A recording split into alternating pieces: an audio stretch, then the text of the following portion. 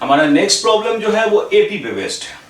देखो सामने है दो अलग अलग प्रॉब्लम है, दोनों ही एपी पे है। एग्जाम में ये ऑप्शन में था और था, इधर आप ये करो ये करो, दोनों ही बहुत इजी हैं। आप किसी को भी एक को लेके आगे बढ़ सकते हो और सॉल्व कर सकते हो, ठीक है। बाकी आप खुद डिसाइड करो कि आपके लिए कौन सा इजी है, कौन आप इजीली कर सकते हो, लो कैलकुलेशंस पे कर सकते हो। ये प्रॉब्लम भी सीबीएसई 2022 में आया हुआ है दोनों, तो ये काफी इंपॉर्टेंट आगे के लिए भी है। ज्यादा से ज्यादा डिजिट्स चेंज होते रहते हैं। एपी को का पहले भी मैंने आपका रिकॉर्डेड वीडियो आपके मेरे चैनल पे है, उसमें आप देखेंगे मैंने पूरी लेक्चर समझा दी हुई है कि कैसे आपको एपी में आगे बढ़ना होता है। मैं उसी को फॉलो कर रहा हूं, जहां भी किसी फॉर्मूले की जरूरत होगी वो मैं आपको समझा दूंगा। सबसे पहले आप इस क्वेश्चन में देख रहे हो, पहला काम आपका कि क्या गिवन है वो लिखो। Which term of AP is 49/2। तो सबसे पहले फर्स्ट टर्म गिवन है, first term is -11/2। Common difference हम एपी का फाइंड कर सकते हैं, ये होता है second term minus first term. कई बार हमने किया है, हम सेकेंड टर्म है -3 माइनस फर्स्ट टर्म है -11/2, -3 + 11/2, ये आपका आ जाएगा 2 LCM -6 + 11 इट इज 5/2। मतलब आपके पास अब डी भी है। अब इसके बाद आपको बताना है कि 49/2 एपी का कौन सा टर्म है। दैट मींस 49/2 जो है ये nth टर्म है। मान लेते हैं हम कि ये nth टर्म है, तो हमें n फाइंड करना है। सबसे पहले हम an का फॉर्मूला लिखते हैं और उसी को यूज कर लेते हैं। तो an का फॉर्मूला क्या होता है, a + n-1 × d।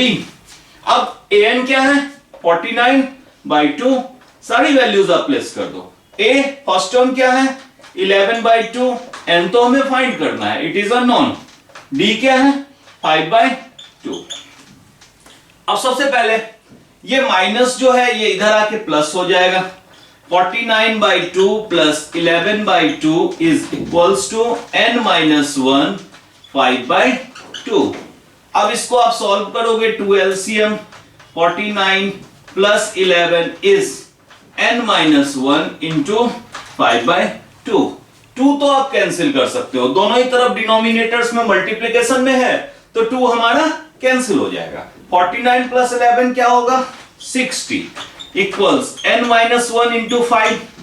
5 से इधर डिवाइड कर दो, तो ये आ जाएगा n-1 इज 60/5 विच इज 12। तो अगर n-1 हमारा 12 होता है तो n क्या आएगा 12, -1 इधर शिफ्ट होगा तो +1, तो n आ जाएगा हमारा 13। ठीक है, n की वैल्यू यहां पे क्या आ जाएगी 13।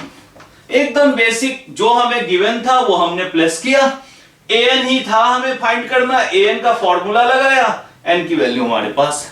ठीक है, अब हम इसी तरह से इसको करते हैं। सेम मेथड, क्या गिवन है और क्या अननोन है उसी को लेके सॉल्व करना है। सबसे पहले हमें गिवन क्या है, सेकंड टर्म 7। ये सेकंड टर्म जो होता है ये क्या होता है, फर्स्ट टर्म + d इज 7। ठीक है, अब क्या गिवन है फोर्थ टर्म। फोर्थ टर्म क्या होता है a + 3d is 23। Fourth term जो होता है a4 क्या होता है a + 4 - 1 × d which is a + 3d। तो मैंने क्या किया, सिंपली ये जो दो चीजें गिवन थी 7 और 23, बस उसी को लिया। अब हमें फाइंड करना है a और b, तो a तो यहीं से फाइंड हो जाएगा। हमारे पास अब दो इक्वेशंस आ गए, इक्वेशन 1 इक्वेशन 2। पहले इसको यूज करते हैं। सबसे पहले अगर हम फर्स्ट इक्वेशन से सेकंड इक्वेशन को माइनस करेंगे तो a + d is 7, a + 3d is 23। जैसे ही हम माइनस करेंगे तो d - 3d is -2d and 7 - 23 is -16। ठीक है, अब d क्या आ जाएगा -16 डिवाइडेड बाय -2 विच इज 8। अब देखो हमारे पास d आ गया 8, तो हम क्या करेंगे, फर्स्ट इक्वेशन को यूज करेंगे। फ्रॉम फर्स्ट a + d की जगह 8 = 7, तो a क्या आ जाएगा 7 - 8 तो a आ जाएगा -1, हमारा फर्स्ट अननोन आ गया। अब हमें फाइंड करना है b, तो b क्या है? b is the third term a3। अब थर्ड टर्म का फॉर्मूला लगा लो, b equals to a plus 3 - 1 into d, तो b equals to a plus 2d। अब हमारे पास a मालूम है हमें, a क्या है हमारा -1 प्लस 2, d क्या है 8, तो ये आ गया 8 2 जा 16 -1 विच इज 15। तो अब हमारे पास b भी 15, a भी -1, दोनों ही बहुत इजी थे। मेरे अकॉर्डिंग इसमें कैलकुलेशन काफी कम था, आप इसमें ज्यादा सेफ हो, आप गलतियां बहुत कम करोगे इसमें। ओके